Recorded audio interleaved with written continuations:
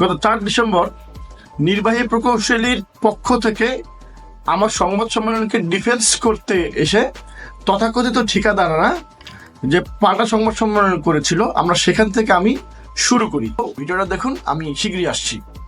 বিরুদ্ধে আমরা সংবাদ সম্মেলন করতেছি, যিনি ভোলা সরকারি প্রকৌশলী জনাব মাসুম বিল্লাহ গত কিছুদিন আগে একটি মিথ্যা ও বানোয়ার একটি সম্মেলন করছে। তারই সম্মেলনের প্রতিবাদে আজকে এই সম্মেলন সভা শুরু করি। আমার সাথে এখানে যারা সব ঠিকাদার বিন্দু মোহাম্মদ জসিমউদ্দিন, মোহাম্মদ তানু, মোহাম্মদ সফর গোলদার, এখানে আছে যে আতিকুর রহমান কবির, ইব্রাহিম, শাকিল, এরা সবই ভোলা শহরের পরিচিত ফেজ, এমনকি পেশাগত ঠিকাদার ভাই।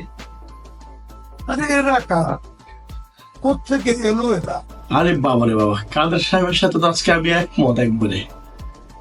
এটা কি আমাদের ঠিকাদার ভাই?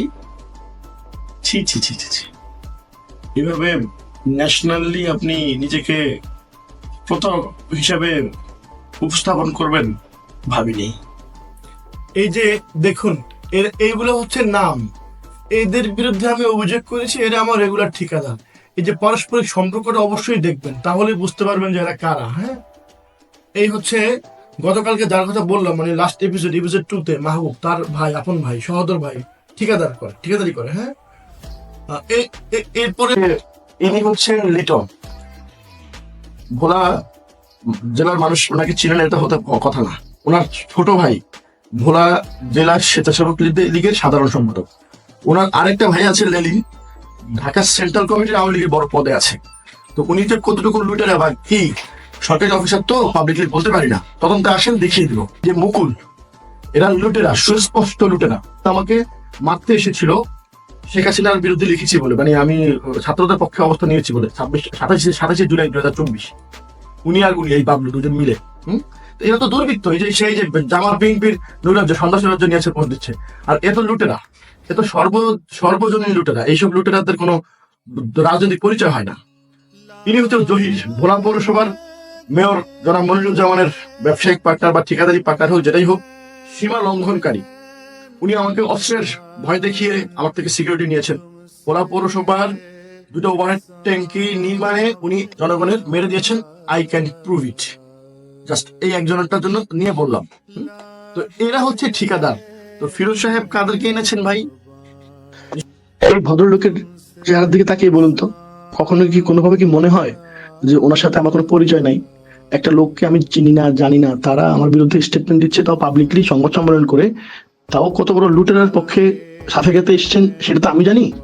তাই আর কি অবাক হচ্ছে খুব। দেখে তো মনে হচ্ছে মক্কা শরীফের খতিব, কিন্তু আসলে তো। জনাব মাসুম বিল্লাহ নিজের দুর্নীতি আর অপকর্ম ঢাকতে গত 5ই আগস্ট তার রাতারাতি আওয়ামী লীগের খরচ বদলিয়ে ভুয়া সমন্বয়ক সেজে বুদুর গাছে চাপাতে সংবাদ সম্মেলন করে মিথ্যা বানোয়ার ও তথ্য পরিবেশন করে ভোলাবাসীকে বিভ্রান্ত করার চেষ্টা করছে। গত 1 ডিসেম্বর ভোলাতুলি একটি রিসোর্ট সংবাদ সম্মেলনে দুর্নীতিবাজ মাসুম বিল্লাহ নিজেকে জুলাই আগস্টের গণ অভ্যুত্থানের অংশ নেওয়ার দাবি করছেন, যা সম্পূর্ণ মিথ্যা, ভুয়া ও বানোয়া। আমরা আজকের এই সংবাদ সম্মেলনের মাধ্যমে তীব্র নিন্দা প্রতিবাদ জানাই। মূলত তার আওয়ামী লীগের দলীয় লেবাস পরিবর্তন করে বৈষম্য বিরোধী সমন্বয়কে তকমা লাগিয়ে পুনরায় অফিসিয়াল প্রভাব দেখাতে সে উঠে পড়ে লেগেছে। কিন্তু আমরা সচেতন ঠিকাদারগণ তার আন্দোলনের অংশ নেওয়া মিথ্যা তথ্য অভিযোগকে কোনো দিনও মেনে নেব না।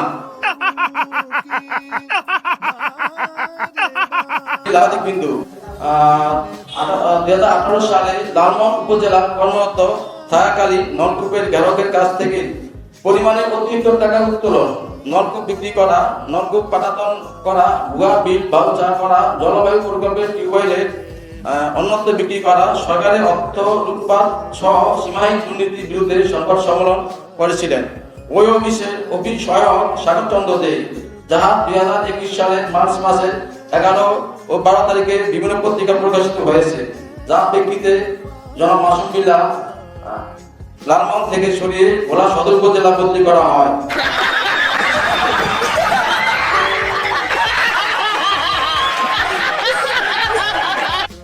হ্যাঁ, আমাকে চুরির দায়ে আমি জেল খাটতে হয়েছে, তাতে আপনার কি? এটা কি আপনার অভিযোগ হতে পারে? মানে কি প্রমাণের চেষ্টা করছেন বলেন তো?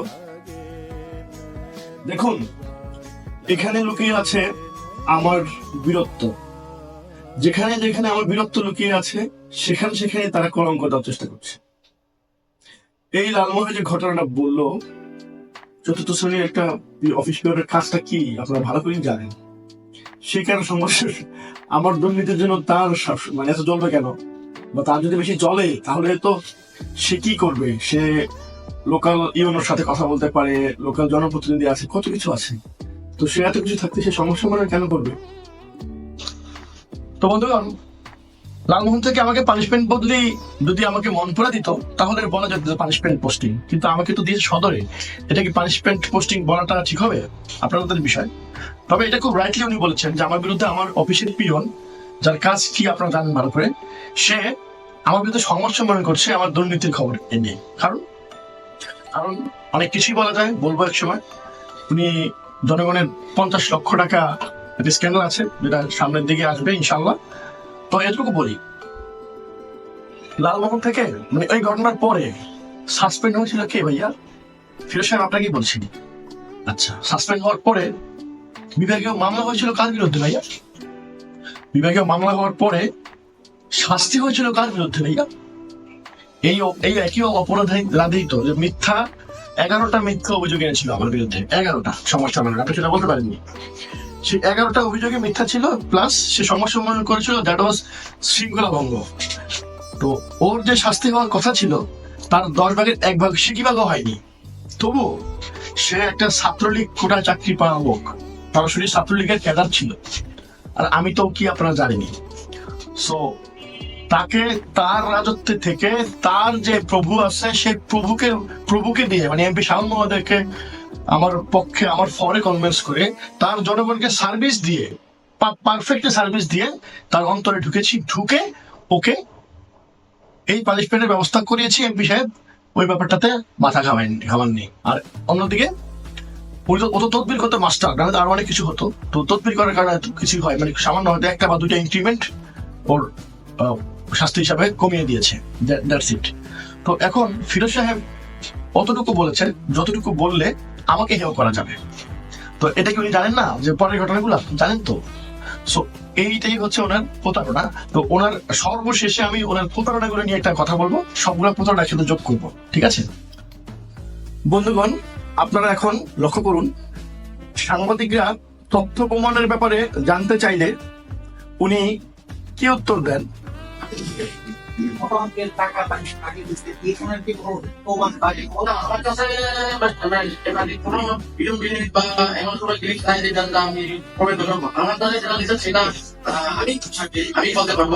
আমার কাছে কোনো ভিডিও ক্লিপ বা প্রমাণ নেই, আমি সাক্ষী, আমি বলতে পারবো। মানে যিনি অভিযোগকারী তিনি আবার সাক্ষী, কি অদ্ভুত তাই না? তো সাক্ষী দুজনে এনেছিলেন, একজনকে আর পাওয়া যায়নি, আর আরেকজন এখন কথা বলবেন। মূলত ওনাদের অভিযোগ হচ্ছে আমি ওনার বরাদ্দকৃত টিউবওয়েলটা ওনাকে না দিয়ে অর্থের বিনিময়ে অন্য কাউকে দিয়েছি। তো শুনুন, দেখুন। 1.5 বছর পরে গেছে উপজেলা থেকে, 1.5 বছর পরে 1.5 বছর পর্যন্ত আমি উপজেলা দলীয় করছিলাম। সেখানে যাওয়ার পরে জি হয়েছে আমি সরকারি টাকা জমা দিই, সরকারি যখন উপজেলা থেকে সেটা তো দিদির টাকাটা দিতে হবে, সেই যে দিদির টাকাটা তো দিতে হবে সেটা আমি জানি। আমি যে অফিসে চলে যদি বলাতে আমি এখান থেকে যখন খবর নিতে যাই আমরা ওখানে কটা চলে গেছি, আমার জিনিসটা আছে সেখানে লিস্ট আছে, তাদের কম্পিউটার লিস্ট আছে, ওখান থেকে আমি কম্পিউটার রাখছি বাসায়। তো যে মাসুদ বিলের কাছে আমি ফোন দিয়েছিলাম যে স্যার আমি সেখান থেকে না পাইলে ফোন দিয়েছিলাম। এই অংশটুকু আরেকবার দেখুন এবং খেয়াল রাখুন। সেখানে লিস্ট আছে, তাদের কম্পিউটার লিস্ট আছে, ওখান থেকে আমি কম্পিউটার রাখছি বাসায়। তো দেখলেন তো, সাংবাদিক সাহেব কিন্তু ধরে ফেলছেন। ধন্যবাদ। অনেক ইন্টালেকচুয়াল প্রশ্ন ছিল, সম্ভবত প্রথম আলোর বাই করেছেন, থ্যাংক ইউ ভাই। মূলত দেখলেন তো, একটা মাত্র প্রমাণ নিয়ে এসেছেন, তবু এরকম ফ্যাব্রিকেটেড। আমি একটু আগে বললাম না যে যেখানে আমার বীরত্ব লুকিয়ে আছে সেখানেই আমাকে বেশি অসম্মান করা হচ্ছে। আসলে আমরা যখন কোনো টিউবওয়েলের সরকারি যে চাঁদাটা জমা নেই তখন বুঝতে হবে যে তার টিউবওয়েলটা তালিকা মোটামুটি সব ঠিকঠাক আছে। অনেক ক্ষেত্রেই আমরা টিউবওয়েলের চাঁদা আমরা সাইট লিস্ট কনফার্ম না হতে নেই না, আর যার নাম আসছে কিন্তু টাকা নেওয়া হয়নি না কোনো শেষ পর্যন্ত, তাদের বুঝতে হবে তার নাম কিন্তু মেইন তালিকায় মানে যেটা চূড়ান্ত হয়েছে সেই তালিকায় নেই। তো এখানে যে লোকটা আসছে তাকে কিন্তু আমি প্রতারক বলবো না, তাকে কিন্তু ওরা ভুল বুঝে নিয়ে আসছে। ওরা কারা? ওরা হচ্ছে ওই যে বললো অফিসের কম্পিউটার থেকে সে এক কপি নিয়ে গেছে বাসায়। এই অফিসের কম্পিউটার থেকে কবে দিয়েছে? শেখ হাসিনা যাওয়ার পরে। অথচ শেখ হাসিনা পালানোর 2 মাস আগে উপজেলা চেয়ারম্যান পরিবর্তন হয়েছে। আগের উপজেলা চেয়ারম্যান যে নাম দিয়ে গেছিল সেখান থেকে অনেক নাম চেঞ্জ হয়েছে। এবং এই তথ্যটা খুব ভালো করে অফিস সংশ্লিষ্ট যে মাহবুব বলেন আর এই ফিরোজ বলেন সবাই জানে, কিন্তু জেনে বুঝে ওকে বিভ্রান্ত করে তালিকাটা ধরায় দেওয়া হয়েছে এবং সে আমার বিরুদ্ধে এখন সংবাদ সম্মেলনে কথা বলতে চলে আসছে। তো আমার মবদাসচিতের বিষয়ে একটা সুন্দর প্রমাণ এখানে চলে আসলো। আমি এখন ওনার যে অভিযোগগুলো আছে সেগুলো খণ্ডনের চেষ্টা করব। ওনার যতগুলো অভিযোগ দিয়েছে সবগুলা সবচেয়ে বেশি অভিযোগ পাওয়া গেছে সংবাদ সম্মেলনে যেটা দিয়েছিল সেটাতে 15টা অভিযোগ দিয়েছে। এর বাইরেও সাংবাদিকদের প্রশ্ন জবাবে বলতে গিয়ে কিছু বলেছিল, যেহেতু সেটা লিখিত ভাষণ দেয়নি, লিখিত বক্তব্য যেহেতু সেটা আসেনি তাহলে সেটা নিয়ে আর কথা বললাম না। আপনারা দেখতে পাচ্ছেন এখানে আমি টোটাল সবকিছু 2টা কালারে বিভক্ত করেছি, একটা হলো পার্পল একটা হলো রেড। তো পার্পল কালার গুলো হচ্ছে সেগুলো যেগুলোতে ওনার কোনো একটের নিয়ে কথা বলার, যেমন আমি উদ্যোতনে আরো অমান্য করলে সেটা নিয়ে কি একজন ঠিকাদার কথা বলতে পারে? আমি কর্মস্থলে অনুপস্থিত থাকলে সেটা কি ঠিকাদার কথা বলতে পারে? এখন যেগুলোতে ভিত্তি আছে সেগুলো নিয়ে কথা বলি।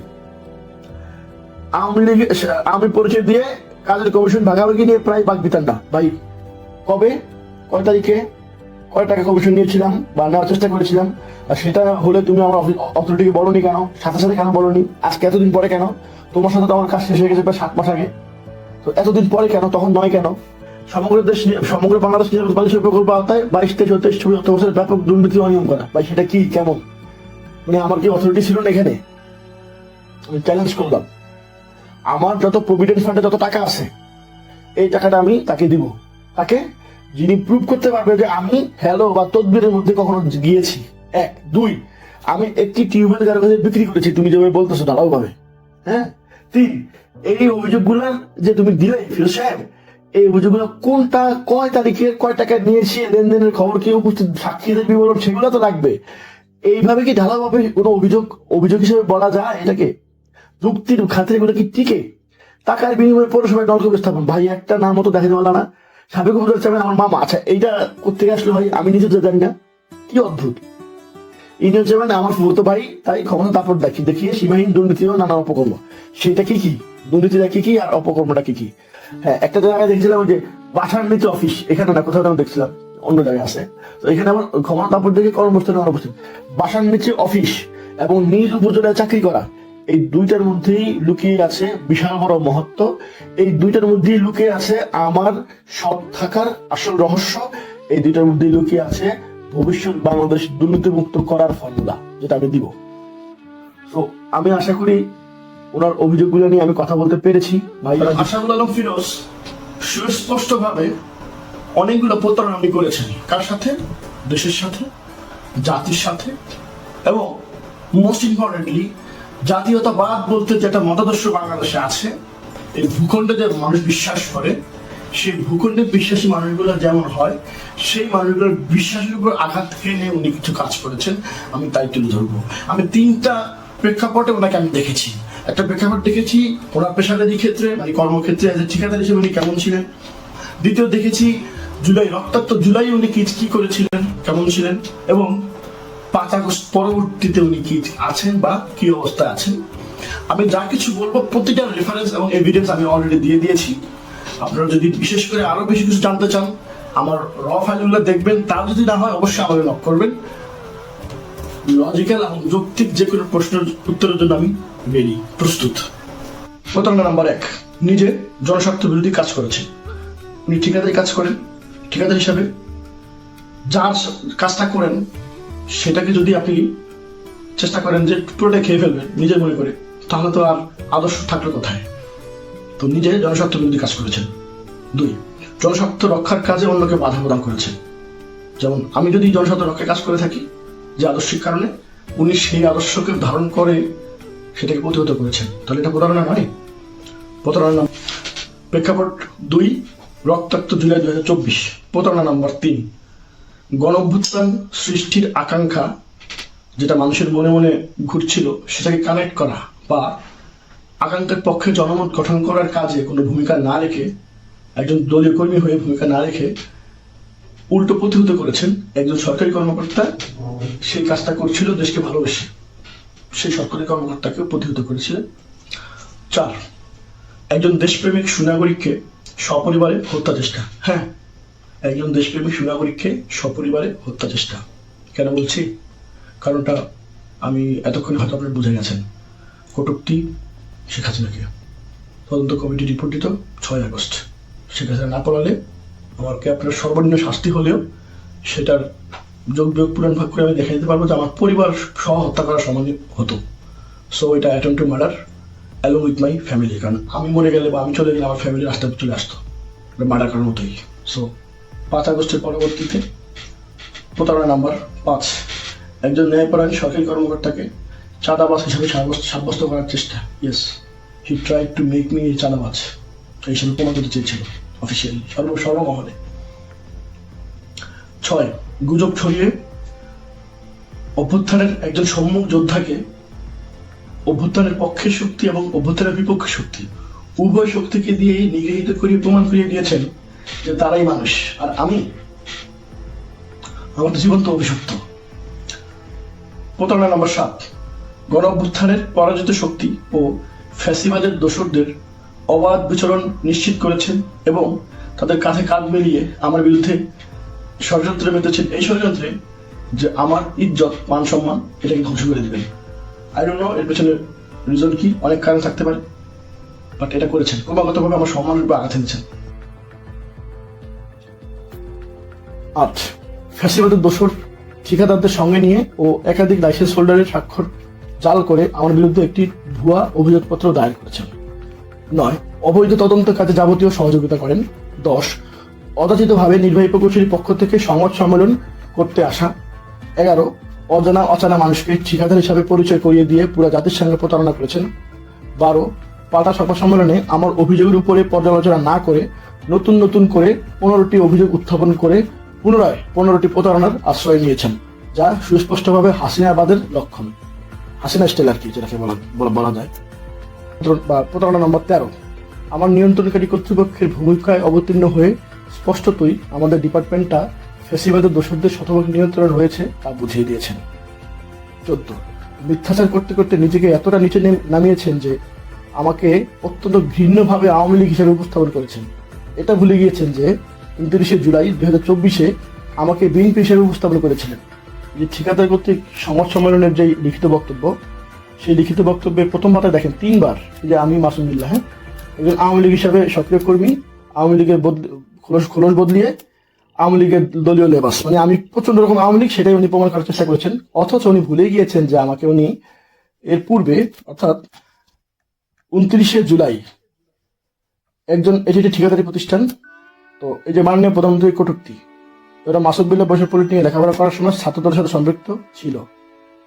তো যারা আমাকে এক সময় জানে না যে ফিরোজ সাহেব আমাকে ছাত্রদল হিসেবে পরিচিত করিয়েছেন শেখ হাসিনার দরবারে, পরিবর্তিত পরিস্থিতি সেই আমাকে আওয়ামী লীগ হিসেবে প্রমাণ করাতে চেয়েছিল। তো ওদের প্রতারণা বা ভণ্ডামি তুলে ধরার জন্য এর চাইতে উৎকৃষ্ট উদাহরণ আর কি হতে পারে? এরপরেও একদল বলবেন যে ওই চিঠি উনি দেননি বা এটা ওটা। ঠিকাদারদের পক্ষ থেকে আমার বিরুদ্ধে যেসব অভিযোগগুলো উত্থাপিত হয়েছিল, আমরা দেখবো যে সেই অভিযোগগুলা মানে 3টা সময়ে 3টা অ্যাসপেক্টে 3টা ভিন্ন কারণে দেওয়া হয়েছিল। কাজেই আমরা একটু দেখবো যে অভিযোগগুলোর মধ্যে মিল অমিল কতটুকু আছে। প্রথম অভিযোগপত্র 5 আগস্টের আগে শেখ হাসিনাকে কটূক্তি নিয়ে। তো এখানে প্রথমটা এবং শেষেরটা, মানে আমি যে কয়টা বাক্সবন্দি করেছি, এই বাক্সবন্দি করা এগুলো আসলে মূলত পরিবর্তিত পরিস্থিতিতে এগুলো দেওয়ার কথা না। আমরা এই 5টার দিকে নজর রাখবো। আমি নাম্বারিং করেছি 1, 2, 3, 4, 5 করে। এই 5টা আমরা মার্ক করলাম। একটু একবার চোখ বুলিয়ে নেই। টাকার বিনিময়ে সাইট লিস্ট প্রদান, মানে ঠিকাদারের সাইট লিস্ট মানে কোথায় কোথায় কাজ হবে সেটা প্রদান, আচ্ছা ফাইন। চাহিদা অনুযায়ী টাকা নিয়ে বিল প্রদান, আচ্ছা ফাইন। সরকারি অফিসের বদলে বাসার নিচে অফিস করা, খুব ভালো। ঠিকাদারদের অকথ্য ভাষায় গালাগাল করা, আচ্ছা। এটা হচ্ছে কঠিন। তারপরে হলো 7 জন ঠিকাদার তথাকথিত ঠিকাদারের চিঠিতে মানে অভিযোগের প্রেক্ষিতে যে তদন্ত হয়েছে, এটা হলো ফ্যাসিবাদী হাসিনা স্টাইলের তদন্ত। সেই তদন্ত কর্মকর্তা যে রিপোর্ট দিয়েছে, সেই রিপোর্টের মধ্যেও এই 5টার অস্তিত্ব পাওয়া, ইচ্ছাকৃতভাবে বিরাটকে রাখা, ঠিকাদারের সাথে বাঘ বিতান্ডা, আমার ব্যক্তিগত অফিস দেখছেন। তারপরে কমিশন দিলে সবকিছু ঠিক হয়ে যাওয়া, মানে কমিশন। লালমোহন উপজেলায় দীর্ঘদিন কর্মরত ছিলাম, সেখানে আবার আমার ছিল জনগণ নাকি অতিষ্ঠ হয়ে উঠছে। যাই হোক, এই অভিযোগ তো আমার সূত্র কখনো দেয় নাই স্যার। স্যারের পার্টে যখন যাবো তখন ওনাকে ধরবো। তো যাই হোক, এই হচ্ছে ওনাদের সংবাদ সম্মেলনে যে 15টা অভিযোগ এনেছেন, সেই 15টা। এখানেও দেখেন 1, 2, 3, 4, 5, দেখেন একই কথা। নিজ উপজেলায় বাড়ি হয় স্টাফদেরকে এই পেশি শক্তি দেখে বিভিন্ন অজুহাতে ঠিকাদার কাছে টাকা নেওয়া, সাইট লিস্ট ও চূড়ান্ত বিলের জন্য মাসের পর মাস ঘুরতে এবং টাকা বিনিময়ে দিয়ে দেওয়া। লালমোহন উপজেলা, এটা তো সব জায়গায় আসতে কমন দেখছেন। লালমোহন উপজেলায় বিভিন্ন অভিযোগে অফিস সহায়ক সংবাদ সম্মেলন করে তার প্রেক্ষিতে লালমোহন থেকে ভোলায় বদলি। 3, ক্ষমতার দাপট দেখিয়ে কর্মস্থলে অনুপস্থিত থাকা, আওয়ামী লীগের পরিচয়, এটা তো পরে অ্যাড হয়েছে। ঠিকাদার সাথে কমিশন ও ভাগাভাগি নিয়ে প্রায় বাঘ বিতান্ডা, এটা হচ্ছে মূল পয়েন্ট, বাঘ বিতান্ডা। জানি, তারপরেও বলবেন যে এই পক্ষ ওই পক্ষ এক না। আমার প্রশ্ন হলো, অবুঝমনের প্রশ্ন হলো, 5 আগস্টের আগের আর 5 আগস্টের পরের উভয় অভিযোগকারী যদি ভিন্ন হয়, তাদের বক্তব্য কেন অভিন্ন? ভাইয়া একটু এক্সপ্লেন করবেন দয়া করে। জানি পারবেন না, কথা খালি ঘুরাবেন ওই আওয়ামী লীগের মতো। যদি তাতেও যদি মনে না হয়, বিশ্বাস না হয়, তাহলে একটু ওয়েট করেন। আরো একটা এপিসোড আসতেছে, সেখানে আরো ডিটেলস বেশ কিছু লোকজনের কথা চলে আসবে। তো সেখান থেকে আপনারা ক্লিয়ারলি বুঝতে পারবেন যে উনি কটূক্তির অভিযোগখানা দিয়েছিলেন, উনি এখন পর্যন্ত আওয়ামী লীগদেরকে, লুটেরাদেরকে পেট্রোনাইজ করে চলেছেন, উনি গত 7 বছর ঠিকাদারি করেছেন। আপনার কজন কোন বাল ফেলাইতে পারছেন? সরি, আমি স্ল্যাং ল্যাঙ্গুয়েজ ইউজ করে ফেললাম, কারণ ওনাকে আমি 7 বছর ধরে দেখেছি, কিন্তু পক্ষান্তরে এই দলের কর্মীদেরকে দেখেছি ধান খেতে ঘুমাতে, কোর্টের বারান্দা বসে থাকতে। ওনাকে দেখিনি কখনো একটা মামলা খেয়েছিলেন? জিজ্ঞেস করেন তো, মামলা, সব সামান্য একটা মামলা নেই। উনি ঠিকাদারি কাজটা পেতেন কোন কারিশমা? এই যে 5 আগস্টের পরবর্তীতে উনি যে আওয়ামী লুটেরাদেরকে স্পষ্টভাবে ঢেকেছেন, সংবাদ সম্মেলনে কাদেরকে ডেকেছেন? যাদেরকে ডেকেছেন তারা কি ঠিকাদার ছিল আমাদের? আর যাদেরকে ঢেকেছেন তারা কারা? আমি তাদেরকে উপস্থাপন করলাম। তো আমি যাদেরকে উপস্থাপন করলাম তারা কি আওয়ামী লীগ নয়? তারা কি লুটেরা নয়? আসুন, আমি প্রমাণ করে দিই, ফিল্ডে আসুন। আমার একটা শব্দ যদি আপনারা যুক্তি দিয়ে বলতে পারেন যে আমি ভুল বলেছি, আমি মাথা পেতে দিতে আছি। যদি মনে করেন আমি ফাঁসিতে ঝোলার মতো অন্যায় করেছি, সেটা আমি মেনে নিতে আছি, কিন্তু অযৌক্তিক কোনো বিতর্ক ছড়াবেন না। কারণ এই ভিডিও করার উদ্দেশ্য শুধু এবং শুধুমাত্র আমি নিজে এবং আমার লোকজনকে, আমার মানুষকে, আমার আত্মীয় স্বজনকে, আমার বন্ধু বান্ধবকে আমার অবস্থানটা ক্লিয়ার করা। কারণ যাদের সাথে সারা জীবন ডিবেট করেছি স্বাধীনতার ঘোষক নিয়ে, যাদের সাথে সারা জীবন ডিবেট করেছি দেশের লুটেরা নিয়ে, তারা আমাকে নিয়ে হাসবে, এটা চাইনি, এটা কখনোই চাইনি। আর আমি আমার আদর্শচ্যুত কখনই হব। বাংলাদেশ জিন্দাবাদ এবং আমাদের ইনকেলাব অবশ্যই জিন্দাবাদ।